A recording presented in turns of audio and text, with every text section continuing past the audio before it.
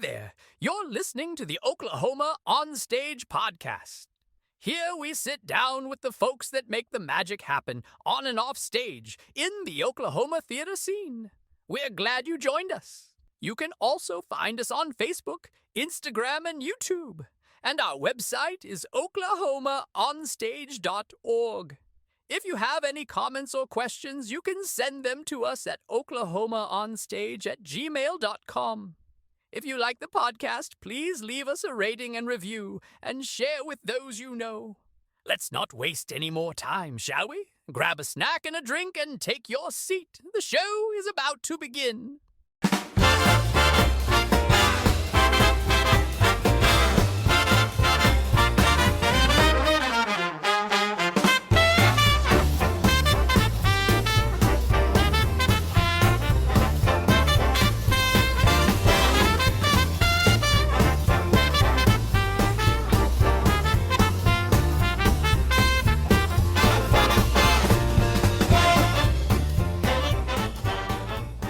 Welcome back, everybody, to Oklahoma On Stage. As always, I'm Tim. I'm your host. There are numerous stories within the theater community of leaving and coming back. I'm one of those stories. I've taken a couple of different breaks throughout my journey, but I've always come back. Today's guest is one of those stories as well. She started costuming 50 years ago, then took a hard left and into a bachelor's in industrial engineering and management science, and then a 26-year career in the U.S. Air Force. Now she's the managing partner and COO of Inspired Theater Company in Edmond, a company dedicated to creating a safe, affordable, and genuinely caring space for young performers and artisans to grow. She's raised 4 theater kids, built a company that blends discipline with heart, and she's still not done. This is a story of resilience, coming home, and paying it forward. Oklahoma On Stage family, please join me in welcoming Meredith Andersen to the podcast. Thank you so much, Tim. Welcome. So as we always do with all of my guests, we're going to take this all the way back and tell me, how did you get started in theater? Well, like I said, I started costuming back in the dark ages when what they did for kids in shows was gave them a pattern number and a pile of fabric. And a young lady approached me because she knew I sewed and said, "Can you make my costume for me?" So that's kind of how it all started. And with the skills from a singer sewing class. And then I started making all my own costumes for Halloween or what have you. And then I had friends who asked me to help them with their costumes. I did all my formals for military balls and things like of that nature through college. But then once I came in the military, there really wasn't a lot of time for that. So it all kind of went on hold. In college, I did take one costuming class because surprisingly enough, Polytechnic Institute actually had one of those. So for an elective, I took a costuming class, learned how to make patterns, how to make a costume out of muslin, and then create, in the actual fabrics that it was supposed to. Learned a little dramaturgy along the way. But there was only one of those kinds of classes in my college. So, but really, I was never a big actor. I did one play in high school, and that was it. And it was just, I didn't want to be in front of all the people. I wanted to be cheering the people on. So that's kind of how that all worked. And then fast forward, and I had kids, and there was a lot of dramatic things happening with my children. And I said, we're going to enroll you in theater, and you're going to leave the drama on the stage and not bring it home unless we're reading lines. So that's kind of how it came to be. And then it just went from there. And my kids were in, they needed help with costumes. And the next thing you know, there was a show that I did, like we were doing the Jungle Book, and I did all the wolves costumes. And then I was dyeing Shere Khan and just one thing after another. And so it went from kind of being a mom helping out or, like, hey, I know something about doing this and doing that. And then the next thing you know, I was at a dance studio. I had boy dancers and they really didn't know a whole lot about how to costume for boy dancers, so I started doing that.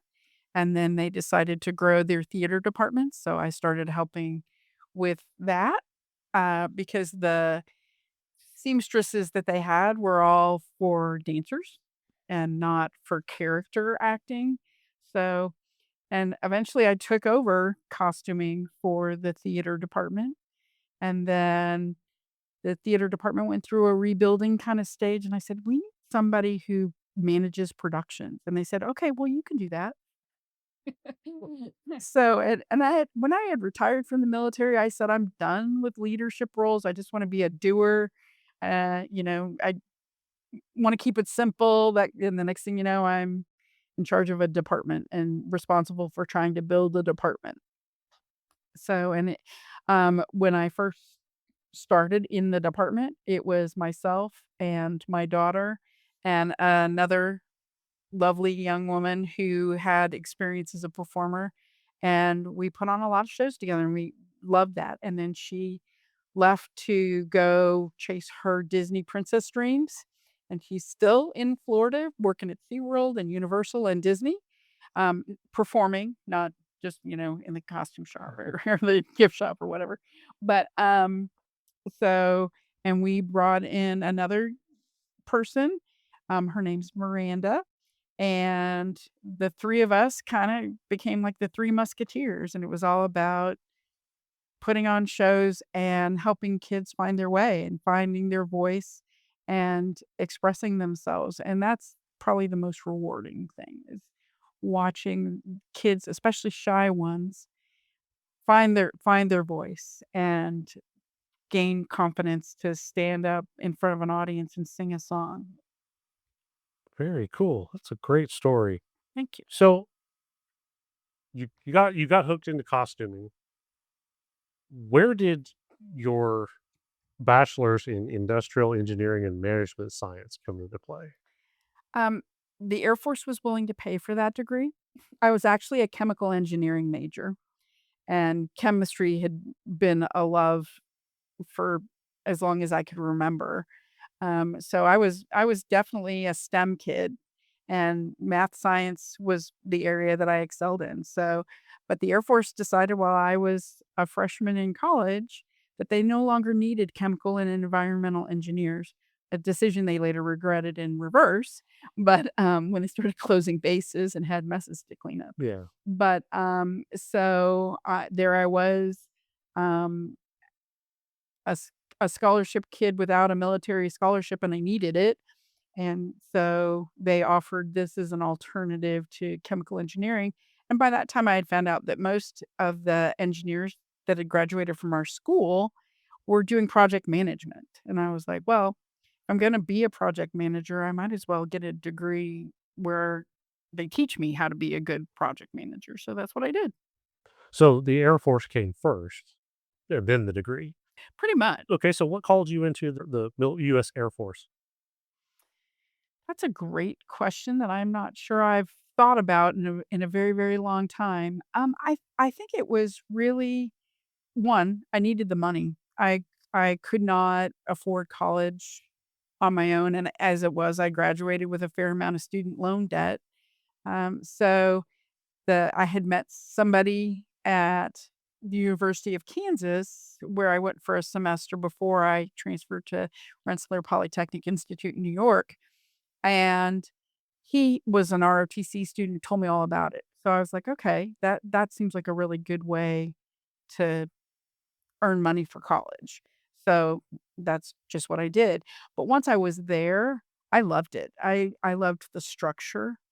I loved, just the idea of, like, knowing what's expected of you, and then you choose whether you're gonna deliver or how you're gonna deliver.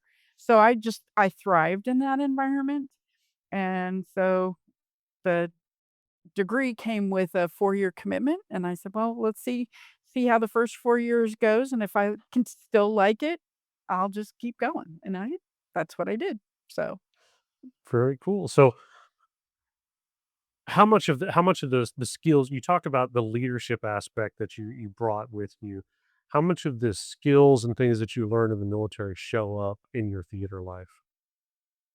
A lot, actually. But it's different, and I've had to unlearn a lot because these are not airmen who have to do what I tell them to do or else, and a letter of counseling won't go very far with creatives. So, um, so, but the things, organizational skills, how to run a meeting, I'm actually very shy, and introverted, but the military taught me how to have an interview with somebody and how to stand up in front of 300 soldiers or airmen and prepare and deliver a briefing to them. So, it taught me tons about logistics. I did an awful lot of troop movement kinds of things. Taught me how to use Excel, which I use every day in my theater work. Right. Um, Taught me how to communicate in writing.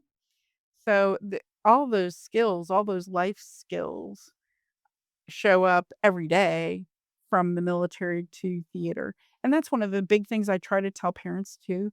Theater isn't just some little fluff activity for your kid to do. It gives you great life skills. It teaches you how to get along or cooperate towards a goal with people maybe you don't like, or maybe people you wouldn't normally come into contact with, so that you guys can cooperate and achieve, whether it's a show or whatever the project is that you're working on, whether you're working on a set or what have you. Um, and really, it's not about, did I learn how to say my lines? Did I learn how to sing my song? Did I learn how to move from stage left to stage right? That's sure, it's the mechanics of how you put on a show, but what it really is life skills like, okay, these were my priorities and now I'm short on time and I can't achieve all of these things. How do I prioritize, or how do I adapt and change this set design to something that's more achievable in the time that I do have? And learn how to see things from another perspective, because that was one of the things that was hardest for me as a costumer.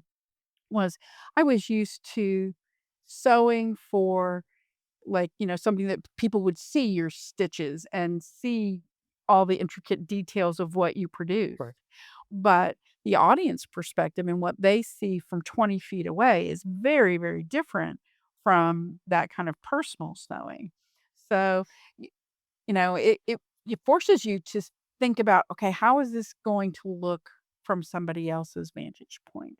So there's just so many wonderful things that you learn about life. I didn't know what pivoting was. I didn't learn that from 26 years in the military. I learned that from theater. Mm. And really theater I think has been the best personal growth venue for me of my entire life. What I've learned the last 10 years about myself, about my relationships with others, about how I communicate has changed vastly, just because of my interaction with theater. Because if you think about, like, the kind of people I interacted for that 26-year stint in the military, most of them were pretty hard-sided. There wasn't a lot of compassion or grace there. There wasn't a whole lot of room for that because people could die. I mean, Sure. frankly. Um, so it was all very cut and dry. Negotiations were possible, but you had to really work at it and be adept to make that kind of thing happen. Um, and there wasn't a whole lot of caring about what the other person needed or wanted or felt. Feeling Feelings just was not a thing. So I come out of that into this environment, and creatives are not like the military people. No. They're just not, you know? And I'm very logic based. So I'm very visual and I'm very logic based. And, I I'm around people who can cry at the drop of a hat. And I'm like, okay, is that acting or are you really upset? You know? But I had to learn to be a different kind of human from theater. So which and it's been a wonderful gift. So you were in the military. You had 4 children. Mhm. All of them got hooked into performing arts. When did you finally make that decision that this isn't just for them, this is my thing too? That's a great question. Because my youngest is 18 and he just finished his sophomore year in college and is probably going to move away like far, far away, like 2,000 miles away. And my daughter, who is the one who really got into the behind the scenes, like, how does this all work? How do I make the magic happen? And she is employed full time as the stage coordinator at UCO. So she doesn't really need this playground anymore. When she was first going through school, it was great for her to have a playground that wasn't dictated by an instructor, Mm, where she got to experiment and try new things. So so here I am with and my oldest is off doing their thing. I have a son who's a professional ballet dancer in Virginia. So it's not for my kids anymore. And I had to stop and ask myself, do I keep going? Why am I here? And I regularly pray about it and go, am I done yet? Because I mean, I'm retired from the military. And this is not like an income producing job for me. Really. I mean, really, I give anything I do earn, mostly I give back in terms of scholarships for kids who couldn't otherwise perform. that's cool. So, um, so the my youngest regularly asks me, "Why are you still doing this?" Because at times it's very stressful. Okay. And there can be a lot of pressure. And it does feed my soul in some way. I'm not sure that I can articulate exactly what that is, but I can say that there have been plenty of times where I was like, "Oh, I don't want to go to rehearsal today." And I come and I leave energized. And Absolutely. and I just feel so I don't know what the word is. It's not satisfied, but I mean, I just feel so uplifted when I see the kids come in and leave the same way, where they might have had a really bad day at school and they came and this is their happy place. And there's something incredibly rewarding about knowing that I have a part in providing that happy place. And for a lot of these kids are not your mainstream kid and they get bullied at school. Mhm. And this is a place where they're loved and welcomed and accepted. So, it's nice that they have a place to go and that I can be a part of providing that. So Yes. and I love it too. Costumes, like, I had a kid who's done shows with a lot of different, theaters at their school and different ones around Edmond and said, some of these places charge a lot of money, some 7, $800 to be in a show. Or, just have bigger names than we do. And this young lady said, but your costumes are always the best. And I feel the most transformed into whatever character I'm playing by the vision that you have and the way you dress me for that role. And that just like, it's like the Grinch and his heart grew Yeah. 8 times. That was what that felt like, and I've had, plenty of kids who've written me notes and said, "I really was struggling to get in touch with my character and to just commit my lines to memory or whatever, and once I tried on my costume, I felt what it was like to be that character." Yeah. So I get that out of it, and I've actually found that I think I enjoy making props even more than costumes. So I maybe because it's more finite, it's like once prop is made, the prop is made, and whereas and they do break them though, and then I fix Of them, course. but but, I don't know, I maybe just because it's a newer aspect of my participation in theater than alterations and transforming dresses and whatever that I do with costuming. But I do love costuming. I think my favorite TV show is Bridgerton because they have done just everything that I would want done costuming. There's a lot of shows that I've been to before where I feel like they just made sure the actors had clothes on when they took the stage. Mm. But one thing that my daughter and I've developed over the time was going, well, what's the backstory? Like, what's that royal family's color? What's their crest? What would it look like? And oh, we're only going to put the royal family in those colors. And then what about these people? And trying to turn the costume visuals into telling part of the story. Mm. So like if we have a couple that are at odds with one another, then I will do something where their colors clash. So you can sense the tension between them just from looking at them. And a lot of it happens subconsciously in the audience's mind, but I think it still happens. And so I feel like that's just a very important part of telling the story, just like for the scenic designer, set setting what the story takes place in so that it becomes more real to the audience, that they really see something unfolding before them and take them to a different time or place. Very cool. So, at what point did you decide, let's start our own company? It was actually kind of a crossroad that we came to at the place that we were. We had grown the studio student population. When we started and we took over, we had one returning student, and that was my kid. So, and we grew it to 25% of the entire studio's population. But we shared a space with another program that was also growing dramatically, and so it kinda started to become like, well, who gets the space, you know, and where does the studio owner get the most bang for the buck?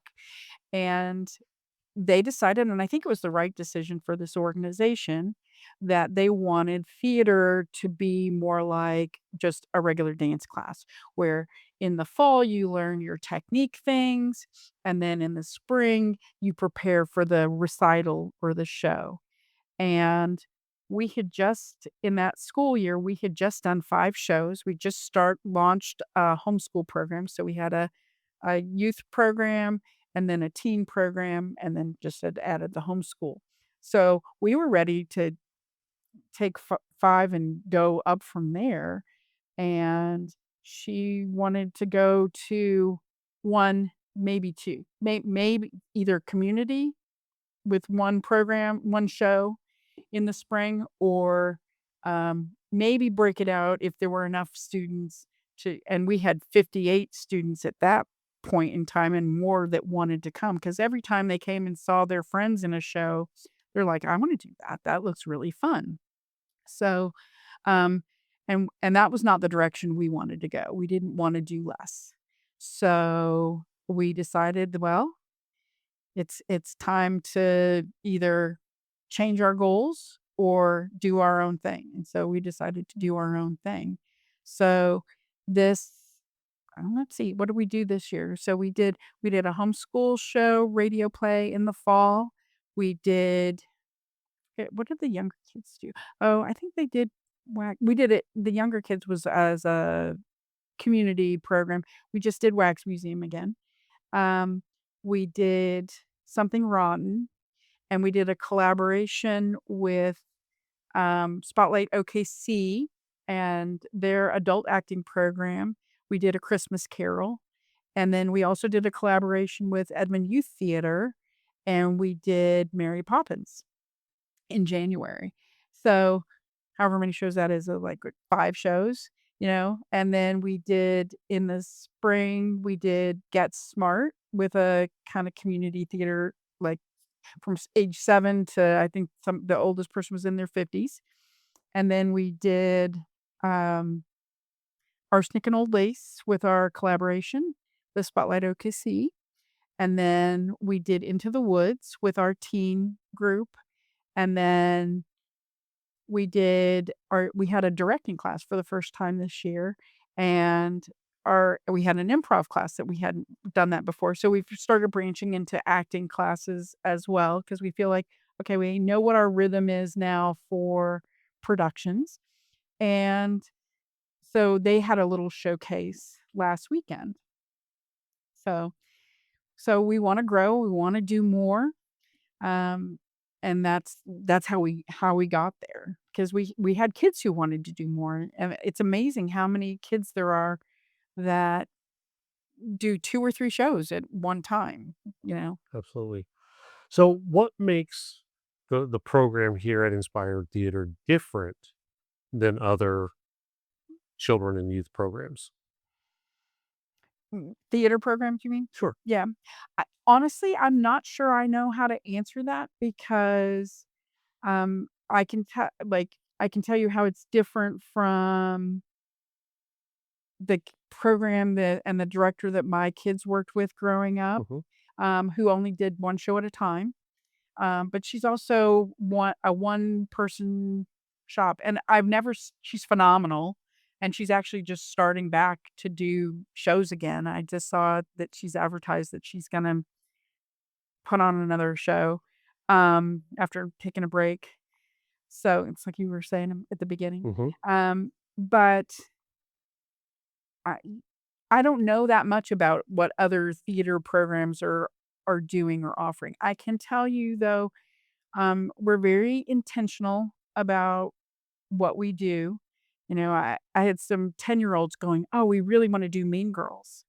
And I'm like, "Yeah, you're really not ready to do Mean Girls.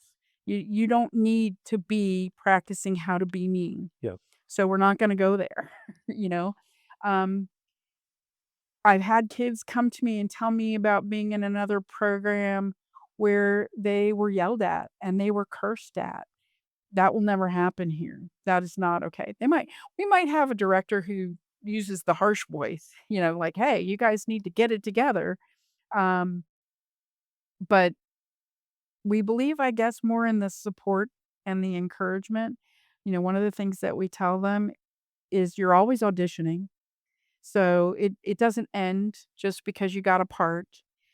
And the things that your behavior is telling us is, are you teachable? Are you treating other people with respect? Are you being an encourager? Do you treat the director with respect because you're not the director? Mm. It's fine if you have suggestions and there's an appropriate way to vocalize those things. So that is our approach. And we have had families who have been with us since the very beginning when we were at the dance studio, who they're loyal to us because they know we genuinely care. Mm. And there's people who are like, "Oh, well, but if you have, like, 70 kids in a show, how can you care about 70 kids?" I'm like, "Well, I think we'll figure that out. When we grow to that point, then we'll figure out how we can share the love to however many kids God is good enough to grace us with." And we took a pretty significant hit when we left where we were because we didn't find a place right away. So it cut our numbers down to probably about half, but we've been slowly rebuilding. And I think the thing that I enjoy the most is seeing the pride in what they have done at the end of the show. To see that they are like, "We created this and it was fun and it was entertaining for the audience and we succeeded." So, I don't know. I don't know how much anybody else is like anything. Okay. So, you talk a little bit about what you guys have done over the last year or so. What do you guys have coming up? So, this summer we are doing an Aristocats kids camp.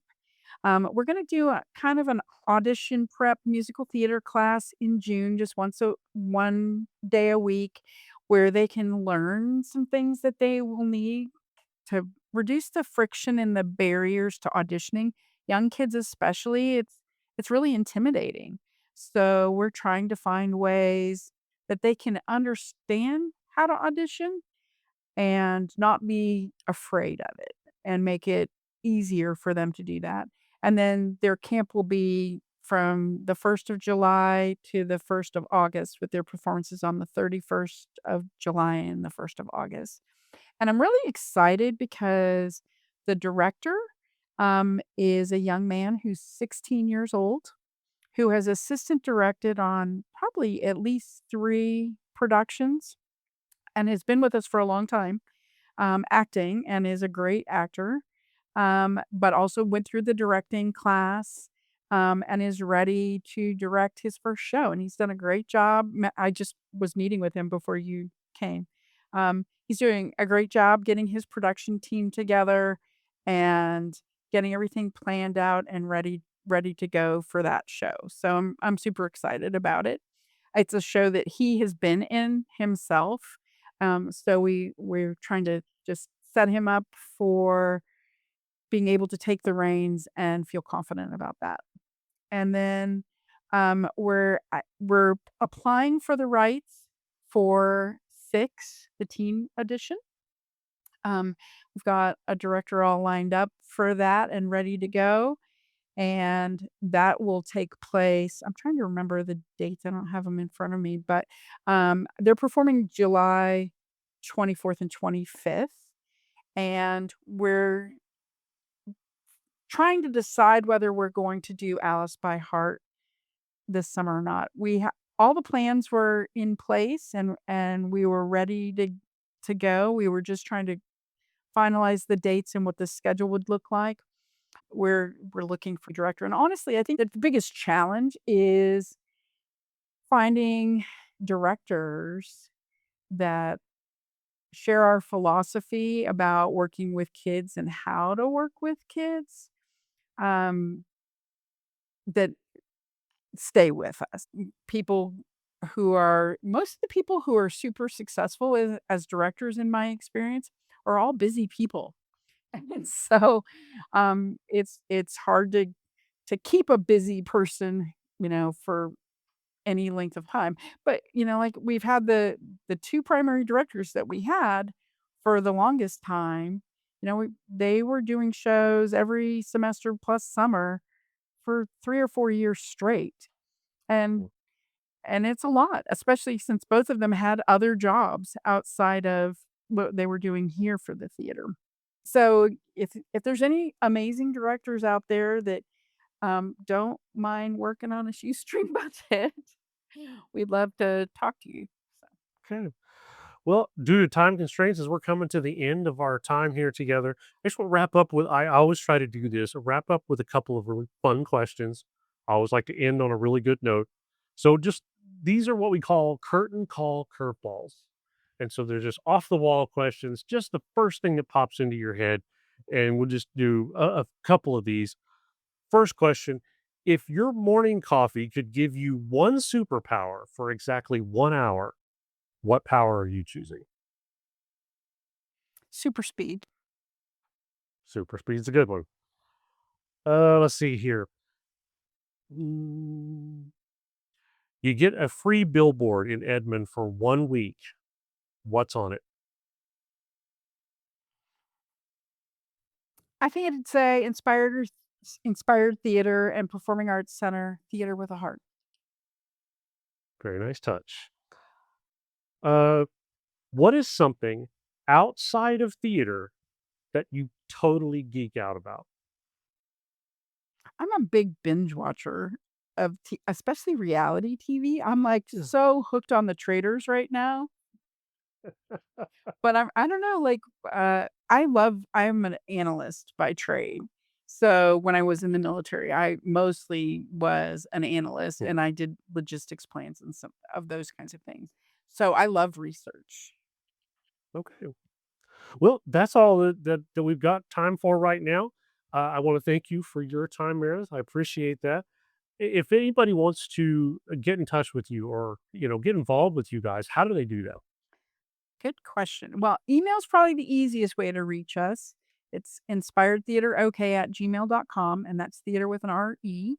Our Facebook page is pretty active.